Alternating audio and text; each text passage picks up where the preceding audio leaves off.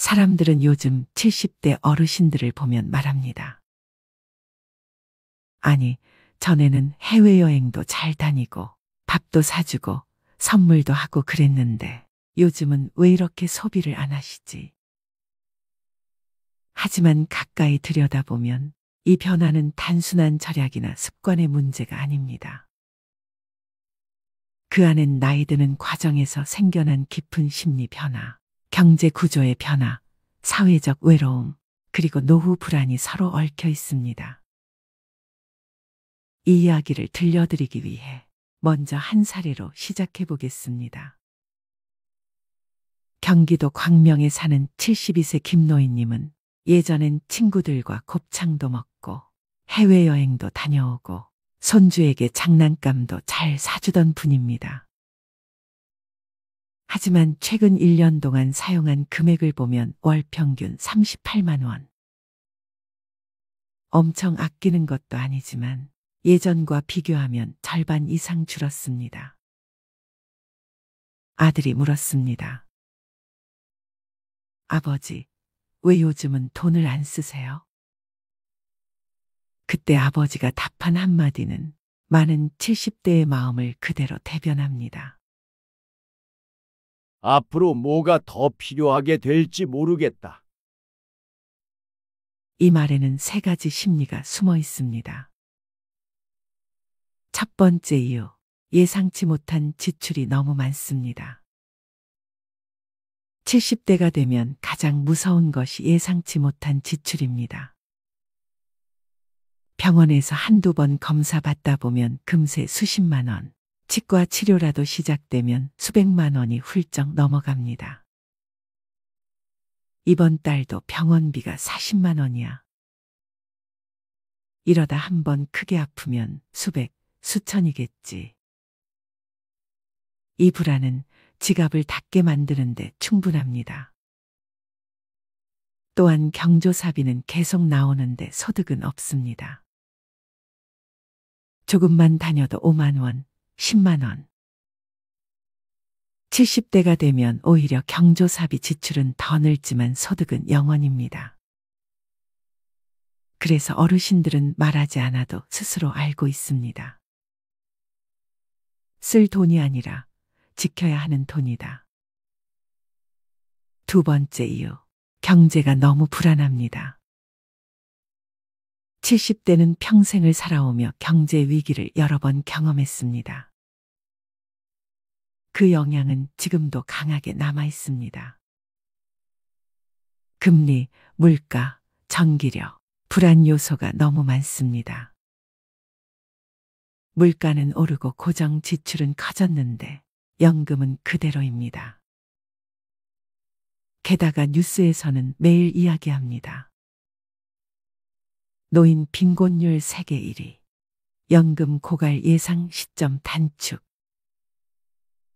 이런 소리를 하루 종일 들으면 오늘 5천 원 쓰는 것도 불안해지는 게 당연합니다. 세 번째 이유, 70대는 이제 사고 싶은 게 없습니다. 많은 사람이 오해합니다. 70대가 소비를 줄인 이유는 못 사는 게 아니라 사고 싶은 게 사라진 것과도 관련이 있습니다. 나이 들수록 물건보다 안정이 더 소중해집니다. 젊을 때는 옷, 가방, 차, 여행, 소비가 즐거움이었지만 70대가 되면 즐거움의 기준이 바뀝니다. 아프지 않은 하루가 최고지. 편히 잘 자고 편히 걸으면 됐지. 복잡한 건 귀찮다. 새 휴대폰보다, 새 차보다 이제는 편안함과 안정이 우선이 됩니다. 네 번째 이유, 이제 소비가 행복을 주지 않습니다. 이 부분이 핵심입니다. 많은 70대가 무기력감과 외로움을 경험합니다. 70대가 되면 친구들이 하나둘씩 멀어지고 사람을 만나는 빈도도 줄어듭니다. 옷을 사도 입고 갈 데가 없어. 밥을 사도 같이 먹을 사람이 없어. 집에 혼자 있는데 뭐가 필요해. 결국 소비의 이유가 사라집니다. 소비는 동행이 있어야 가치가 생기는데 이제 그 동행이 없습니다. 5번째 이유, 부모로서의 책임감이 아직 끝나지 않았습니다. 70대는 자식이 40, 50대입니다. 이때가 가장 돈이 많이 들 때이기도 합니다. 대출 상환, 자녀 직장 문제, 주택 문제, 손주 학원비. 부모는 자식이 아무리 커도 어린애처럼 느껴지곤 합니다. 그래서 어르신들은 이렇게 말합니다. 내가 쓰면 사치고 자식에게 쓰면 투자다. 부모가 돈을 아끼는 이유 중 하나는 여전히 자녀를 돕고 싶기 때문입니다. 그래서 본인에게는 소비를 줄입니다. 6번째 이유, 노후가 생각보다 너무 깁니다. 70대가 되면 대부분 90세까지 살아야 하는 시대입니다. 즉, 앞으로 20년이 더 남았습니다. 70대가 이렇게 말합니다. 이 나이에 내가 무슨? 근데 또 생각해보면 꽤 오래 살 것 같아. 이 길어진 노후는 소비를 줄이는 가장 확실한 이유입니다. 불확실한 미래를 대비해야 하니까요. 마지막 이유, 이제 돈은 안 쓰는 것도 하나의 능력입니다. 과거에는 돈을 잘 쓰는 사람이 멋있어 보였습니다. 하지만 70대는 이제 다르게 말합니다. 안 쓰고도 행복하면 되는 거지.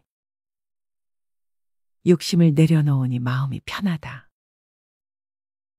돈을 안 쓰는 게 아니라 절제에서 오는 마음의 평화를 선택한 것입니다. 요즘 70대가 소비를 안 하는 이유는 단순하지 않습니다. 건강 불안, 경제 불안, 외로움, 소비의 목적 상실, 자녀 부담, 길어진 노후, 심리적 안정의 추구. 이 모든 것이 겹치면서 70대는 소비를 줄이는 것이 아니라 삶의 우선순위를 재정리하고 있는 것입니다. 아이고, 관리비가 또 밀렸네요. 어르신, 이번 달엔 꼭 좀 부탁드려요. 관리실 직원의 말에 김명자 할머니는 고개를 푹 숙였습니다. 통장을 들고 은행에 갔을 때 잔액은 7,000원. 생활비를 인출한 지도 오래됐고 최근엔 아들 집에서 반찬을 좀 나눠줘서 겨우 끼니를 이어가고 있었습니다. 그런데도 그녀는 말합니다. 아들한테는 절대 손 안 벌려요. 민폐잖아요.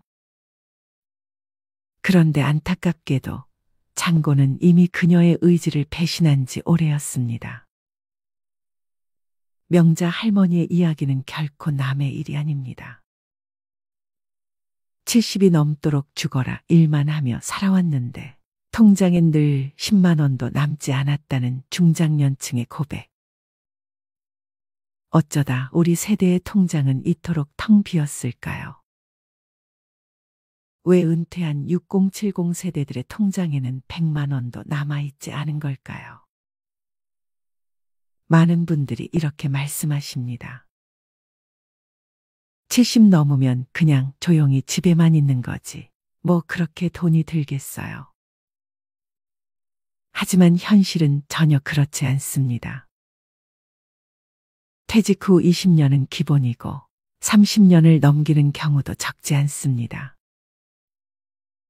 65세 이후 평균 기대 수명은 84세를 넘어가고 있고 부부 중 한 사람이 90세 이상까지 사는 경우도 아주 흔해졌습니다. 하지만 대부분의 60대, 70대들은 아직도 이렇게 생각합니다. 노후는 그냥 연금으로 대충 살면 되겠지. 아프지만 않으면 되잖아. 나이 들면 돈 안 써. 하지만 현실은 달라요. 병원비, 치과비, 집 수리비, 명절 경조사비, 손주 용돈, 보청기, 안경 교체, 한 달 식비까지. 이 모든 것이 60대 이후부터 본격적으로 돈을 갉아먹기 시작합니다. 문제는 많은 분들이 아직도 50대처럼 쓰고 있다는 거예요. 그냥 한 달에 몇십만 원은 나가게 되더라고 하는 식으로요. 그게 바로 위험의 시작입니다. 노후는 안 써도 돈이 새는 시기예요. 쓰지 않아도 세월이 가져가는 돈이 있다는 걸 모르고 지나가다 보면 어느 순간 통장 잔고가 0원이 됩니다. 또 자존심이 문제인 경우도 많습니다. 가난해도 남에게 손 안 벌리는 것, 부족해도 자식에게 부담 주지 않는 것. 이게 미덕처럼 여겨져 왔어요. 그런데 자존심은 준비 없는 사람에겐 아무런 방패가 되어주지 않습니다. 자존심을 지키려면 돈이 필요합니다. 체면을 유지하려면 자산이 있어야 합니다. 자존심은 스스로를 지탱하는 강한 무기이지만 그 안에 든 칼날은 현실이 닿는 순간 너무 쉽게 부러지죠. 그러니 자존심이 강한 분일수록 더욱더 철저한 준비가 필요합니다. 그런데 놀랍게도 그런 분들이 나는 괜찮아 하며 대비를 등한시합니다. 결국 통장에 100만 원도 없는 채로 병원 앞에서 고개를 떨구게 되는 겁니다. 그리고 또 하나, 자식이 있으니까 괜찮다고 믿는 겁니다. 통장에 잔고가 없는 분들에게 이유를 물으면 종종 이렇게 대답하십니다. 나도 애들 키웠고 애들이 있으니까 그래도 어디 가서 굶기야 하겠어.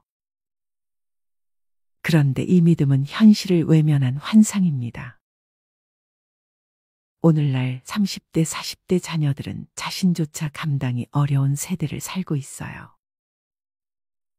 물가 상승률, 집값, 교육비, 대출이자, 치솟는 보험료, 이들은 이미 삶에 쫓기고 있으며 부모까지 부양할 여력은 턱없이 부족합니다. 그럼에도 불구하고 여전히 많은 부모님들이 자식이 있으니까란 생각으로 저축을 미루고 부동산만 믿고 의료비 대비를 하지 않아요. 그리고 어느 날 자식의 차가운 한마디를 듣게 되죠. 엄마, 아빠, 저희도 솔직히 너무 힘들어요. 이때 깨닫게 됩니다. 아, 자식은 노후 대책이 아니었구나. 또, 돈이 없어서 못 모았어요. 라는 말을 참 많이 듣습니다. 물론 맞는 말이죠. 벌이가 적어서 저축 못했다는 분들 많습니다. 돈이 남아야 모으지요. 그런데 현실은 이렇습니다. 돈이 남아서 저축하는 게 아니라 저축을 하니까 남는 겁니다.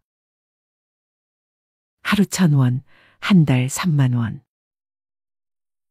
이 금액을 무시해온 분들이 대부분이에요. 그깟 돈이 무슨 의미가 있겠어 하고 넘기다가 10년이 지나도 20년이 지나도 통장엔 여전히 0이 찍혀 있습니다. 반면 정말 소득이 적어도 매달 3만 원, 5만 원씩 꾸준히 모아온 분들은 그래도 급할 땐 꺼낼 게 있어서 다행이에요 라고 말하십니다. 문제는 금액이 아니라 습관입니다. 작은 돈을 소중히 여긴 사람은 언젠가 큰 돈도 제대로 다룰 수 있게 됩니다. 그리고 또 이런 말씀도 하세요. 그냥 아프지만 않으면 돼요. 하지만 노후의 가장 큰 지출은 바로 병원비입니다. 특히 치과, 안과, 정형외과는 보험이 잘 안 되거나 비용이 큽니다. 의외로 큰 돈이 드는 항목이 청력저하, 백내장, 무릎 연골 수술, 틀니, 임플란트 그리고 각종 검진비입니다. 문제는 이런 항목은 대부분 계획되지 않은 지출이라는 겁니다. 통장에 100만 원도 없는 분들은 이런 의료비 앞에서 항상 무력해집니다. 아이고, 그거는 나중에 아프면 그때 생각해보지. 하지만 그때는 갑자기 오고 그때 돈이 없으면 삶의 질이 수직낙하합니다. 그런가 하면 삶의 낙이 없다고들 하십니다. 여가와 취미가 없다 보니 지출이 감정적으로 이루어지는 경우가 많습니다. 책을 사는 것도 걷기 좋은 운동화를 사는 것도 아깝다고 생각하면서 술자리에는 쉽게 지출하죠. 내가 이 나이에 친구라도 만나야지. 그러다 보니 남는 게 없습니다. 자기만의 여가나 취미가 없는 사람은 감정 소비를 반복하고 결국 빈 통장만 남깁니다. 또 이런 말도 있습니다. 나중에 모으려고 했지.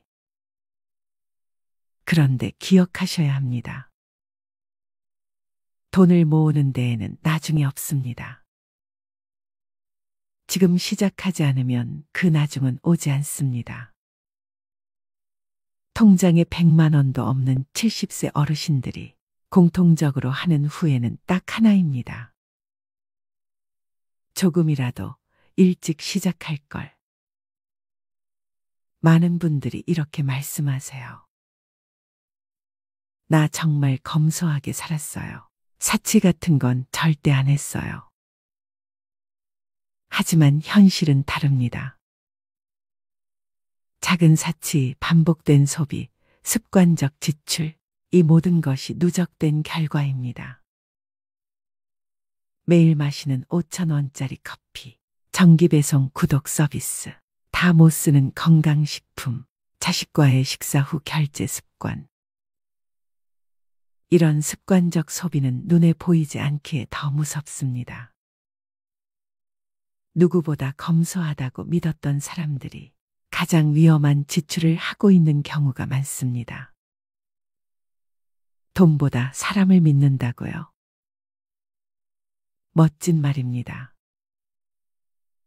그런데 실천이 불가능합니다. 사람도 관계도 존엄도 결국 돈 위에 세워져야 지속될 수 있기 때문입니다. 돈이 없으면 선택지가 줄어들고 자존감이 흔들리며 좋은 것을 알아도 실천하지 못하게 됩니다. 그리고 마지막으로 이런 체념이 가장 무섭습니다. 이 나이에 뭘 하고 희망을 아예 꺼버리는 거요. 하지만 정말 그럴까요? 지금 이 영상을 보신다면 아직 늦지 않았습니다. 1만 원부터 시작하세요. 매일 가계부를 써보세요. 하루에 커피 한 잔 안 마시고 저축하세요. 당장 1년 뒤 당신의 통장은 달라질 수 있습니다. 70세에도 인생은 다시 시작할 수 있습니다. 통장 잔고가 0원이어도 오늘부터 진짜로 변화하고자 하는 의지가 있다면 그 인생은 마이너스에서 플러스로 향할 수 있습니다. 작은 돈을 무시하지 마세요. 주관 없는 소비를 경계하세요. 자식이 아닌 나의 힘으로 설 준비를 지금 하세요. 그리고 꼭 기억하세요. 돈이 없어서 불행한 게 아닙니다. 돈이 없는데도 바꾸려 하지 않을 때, 그때 진짜 불행이 시작됩니다. 박종수 할아버지는 은퇴 후 몇 년 동안은 어떻게든 자립하며 살아갔습니다.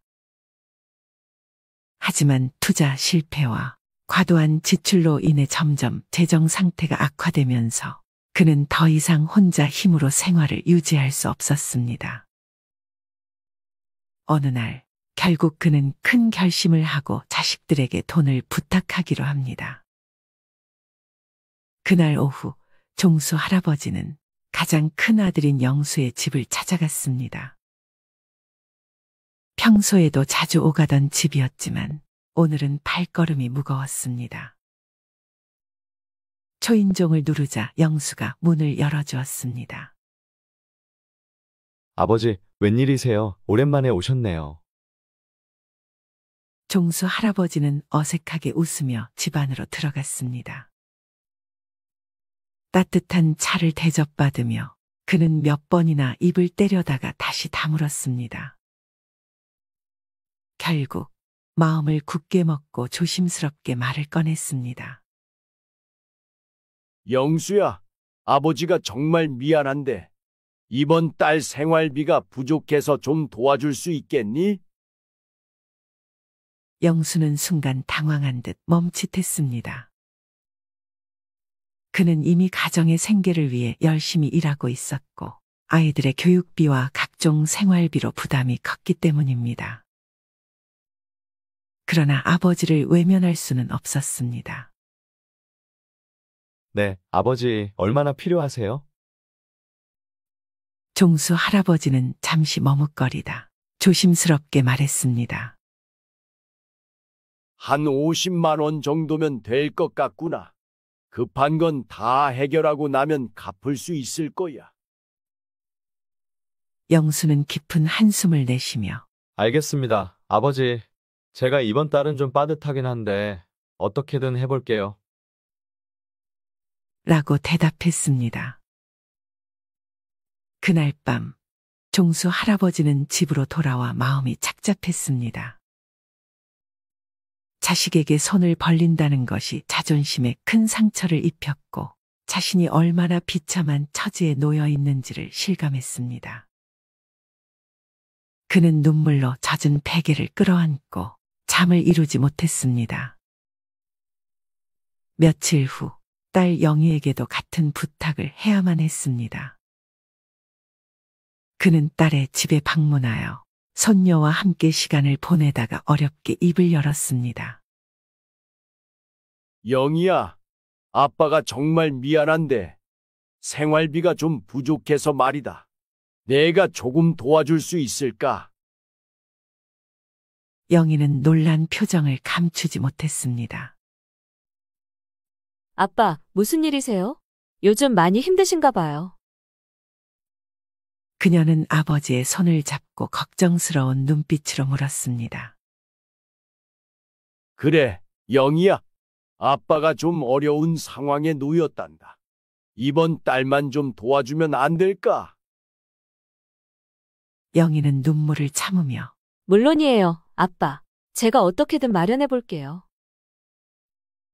라고 말했습니다. 종수 할아버지는 자식들의 얼굴을 보며 더욱 마음이 무거워졌습니다. 자식들에게 짐이 된다는 사실이 그를 괴롭혔고 그는 자신이 잘못된 결정을 내렸음을 후회하며 자책했습니다. 자식들에게 손을 벌릴 때마다 그는 더욱 비참해졌고 그들에게 부담을 주는 자신의 처지가 너무도 서글펐습니다. 이렇게 박종수 할아버지는 말년에 자식들에게 돈을 부탁하며 비참한 나날을 보냈고 자식들은 그런 아버지 때문에 힘들어했습니다. 그는 자식들에게 미안함과 고마움을 동시에 느끼며 자신의 실수로 인해 가족 모두가 고통받고 있다는 사실에 깊은 후회를 했습니다. 종수 할아버지는 자식들에게 손을 벌린 이후 자신의 과거를 돌아보며 많은 후회를 하게 되었습니다. 그는 젊은 시절에 많은 잘못된 선택을 했다는 것을 깨달았습니다. 특히 몇 가지 지출은 그의 재정 상황을 악화시키는 큰 원인이었습니다.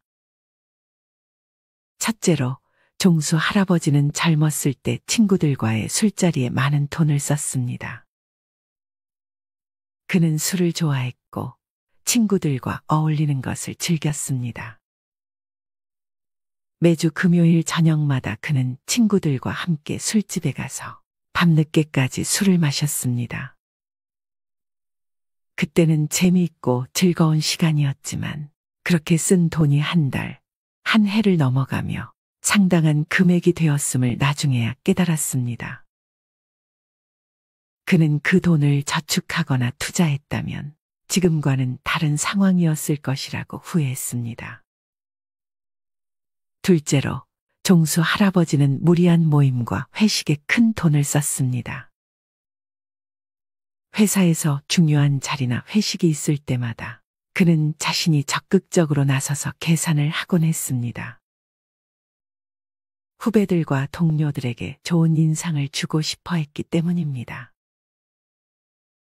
그는 자신의 지갑을 열며 후배들에게 인심을 베푸는 것이 당연하다고 생각했지만 그로 인해 쌓인 비용은 그의 재정에 큰 부담이 되었습니다. 셋째로, 종수 할아버지는 가족 여행에 많은 돈을 썼습니다. 그는 가족들과의 추억을 만드는 것이 중요하다고 생각해 자주 여행을 떠났습니다. 해외여행도 여러 번 다녀왔고 국내에서도 좋은 숙소와 맛있는 음식을 즐기기 위해 아낌없이 돈을 썼습니다. 물론 가족들과의 추억은 소중하지만 그로 인해 재정적 여유가 사라진 것을 후회했습니다. 넷째로, 그는 고급 소비품에 많은 돈을 썼습니다. 명품 가방, 고급 시계, 최신 전자기기 등을 사면서 그는 일시적인 만족감을 느꼈지만 나중에 그것들이 자신의 삶에 얼마나 큰 영향을 미쳤는지 깨닫게 되었습니다. 특히 명품 소비는 주변 사람들에게 자신을 과시하기 위한 것이었지만 그로 인해 큰 금액이 낭비되었습니다. 마지막으로 종수 할아버지는 자식들에게 과도한 지원을 했습니다. 자식들이 결혼할 때, 집을 장만할 때, 심지어 손자들의 교육비까지 그는 아낌없이 지원했습니다. 자식들을 도와주는 것이 부모의 당연한 역할이라고 생각했지만 그로 인해 자신의 노후 자금을 마련하지 못했다는 것을 후회했습니다. 이렇게 종수 할아버지는 자신의 과거를 돌아보며 많은 후회를 했습니다. 그는 자식들에게 부담을 주지 않기 위해 신중하게 재정 관리를 했어야 했다는 것을 깨달았습니다. 나이 들수록 돈은 줄고 소비는 줄여야 한다는 말, 머리로는 알면서도 정작 카드 명세서를 보면 한숨부터 나오는 분들이 많습니다. 나는 그렇게까지 안 썼는데, 별거 안 했는데 왜 이렇게 빠져나갔지? 사실 노후의 가난은 돈이 없어서가 아닙니다.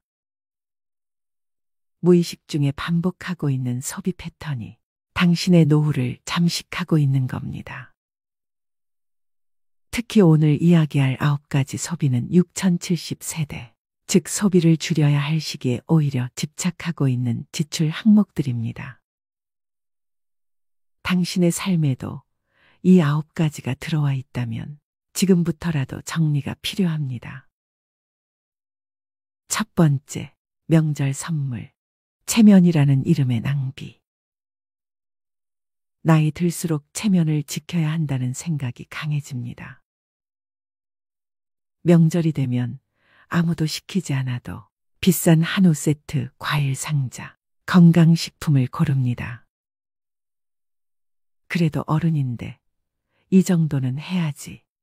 며느리 친정에도 뭔가 보내야지. 하지만 체면은 지갑에서 나갑니다. 그리고 그 체면을 지킬수록 약값을 미루고 전기요금을 걱정하는 현실이 찾아옵니다. 체면은 빚내서 유지할 게 아닙니다.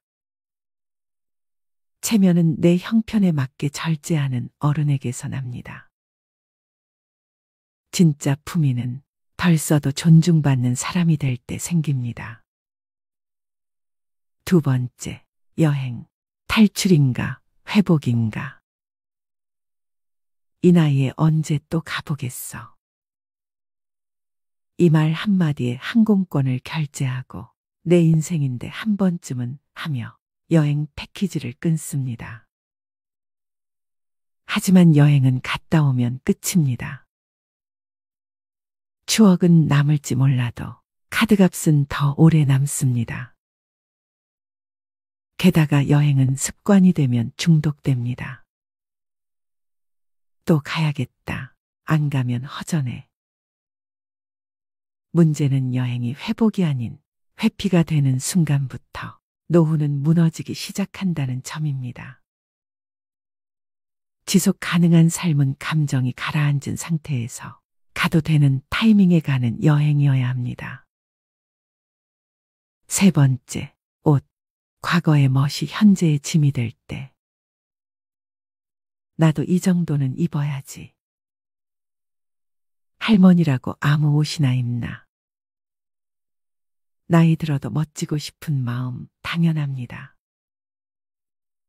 하지만 옷장이 가득 차 있고 입는 옷은 늘 똑같은데도 또 다시 신상을 고르고 있다면 그건 멋이 아니라 불안을 지우기 위한 소비일 수 있습니다. 노년의 멋은 비싼 옷이 아니라 단정함에서 시작됩니다. 꾸준히 다림질된 셔츠, 잘 맞는 슬랙스, 깔끔한 운동화. 그것이면 됩니다. 진짜 품위는 옷에서 나오는 게 아니라 자기 삶에 책임지는 태도에서 나옵니다. 네 번째, 커피. 하루 한 잔은 괜찮을까? 퇴직 후 할 일 없는 하루의 시작은 늘 커피 한 잔으로 열립니다. 집에 커피 믹스가 있어도 굳이 테이크아웃 한 잔을 사야 하루가 시작된 것 같은 기분이 듭니다. 하루 4,000원. 한 달이면 12만 원. 1년이면 144만 원입니다. 그거 아껴서 얼마나 모으겠어? 그렇게 말하는 순간 매달 반복되는 작은 구멍이 노후 재정을 서서히 잠식합니다. 여유는 커피로 사는 것이 아니라 관계와 일상 속에서 길러야 할 감정입니다. 돈 들여 위로받는 습관은 결국 더 큰 허기를 남깁니다. 다섯 번째, 택시. 편함의 이름으로 무너지는 근력. 한 정거장 거리도 걷기 싫어집니다. 힘들잖아. 택시 타면 편하지. 그런데 이상하게 이 편함은 갈수록 더 많은 불편함을 부릅니다. 걷는 횟수가 줄어들수록 무릎은 더 약해지고 심장은 더 나빠집니다. 택시비는 그 자체로도 문제지만 움직이지 않는 대가로 찾아오는 병원비는 그보다 훨씬 비쌉니다. 노후의 편안함은 무조건적인 편리함이 아니라 내 몸이 스스로 움직일 수 있는 자유에 있습니다.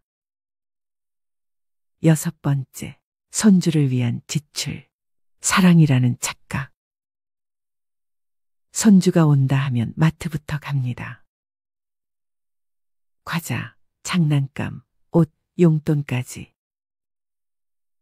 그래도 할머니인데 뭐라도 해줘야지. 그렇게 매달 10에서 20만 원씩 쓰면서도 정작 자신은 라면으로 끼니를 때웁니다. 그런데 손주는 과자나 돈보단 할머니가 해준 이야기와 밥을 더 오래 기억합니다. 사랑은 사는 것이 아닙니다. 시간을 함께 보내는 것, 함께 눈을 맞추는 것이 진짜 사랑입니다. 지갑이 아니라 마음으로 손주를 대하세요. 일곱 번째, 경조사비. 관계라는 이름의 강요. 친구 아들 결혼이라는데 다들 10만 원 낸다더라. 나만 5만 원 하면 이상하게 보이겠지. 경조사비는 기준이 없습니다. 그래서 더 어렵습니다. 그러나 중요한 것은 당신의 형편과 마음입니다. 남들이 10만 원 낸다고 나도 무리해서 맞추다 보면 정작 당신 자녀의 결혼식엔 통장이 비어 있을 수 있습니다. 경조사비는 투자가 아닙니다. 돌려받지 못할 수도 있습니다. 그래서 더욱 신중하고 절제 있게 써야 할 지출입니다. 8번째, 건강식품. 건강은 사는 게 아니다. 이거 먹으면 혈압 내려간대요. 간에 좋다니까 한번 먹어보려고요. TV, 유튜브, 카톡, 곳곳에서 들려오는 기적의 약들. 하지만 정작 병원에서는 별 효과 없습니다 라는 말만 돌아옵니다. 건강은 한 알로 회복되는 것이 아니라 식사, 수면, 운동, 스트레스 관리라는 기본에서 회복됩니다. 믿음으로 삼킨 알약이 당신의 노후를 지켜주지 않습니다. 건강은 소비가 아니라 생활입니다. 9번째, 자동차. 탈 수 있는가, 감당할 수 있는가. 차가 있어야 어딜 가든 편하지. 이 나이에 버스 타기엔 좀. 차는 편리하지만 주유비, 보험료, 정기검사, 수리비, 주차비, 감가까지 계속해서 돈을 잡아먹습니다. 특히 쓰지 않으면서도 가지고만 있는 차는 가장 비싼 소비입니다. 탈 일이 없다면 차를 유지하지 않는 것도 선택입니다. 진짜 자유는 가지지 않아도 불안하지 않은 상태에서 생깁니다. 사람은 더 가지는 싸움에서 행복해지는 것이 아니라 덜 가지는데도 괜찮아지는 싸움에서 자유로워집니다. 누군가는 말합니다. 나이 들면 소박하게 살아야 한다. 하지만 진짜 소박함은 절제가 생활이 된 사람에게서 나옵니다. 아리스토텔레스는 이렇게 말했습니다. 훌륭한 삶이란 많은 것을 소유한 사람이 아니라 적게 필요로 하는 사람에게 주어진다. 당신의 소비 습관은 지금 당신이 어떤 사람인지 말해주는 거울입니다. 그 거울을 마주하고 불필요한 것들을 하나씩 덜어낼 때 비로소 당신의 삶은 가난에서 벗어나기 시작합니다. 더 벌 수 없다면 덜 쓰는 것이 지혜입니다. 덜 쓰는 삶이 결국 더 오래, 더 평온하게 당신을 지켜줄 것입니다.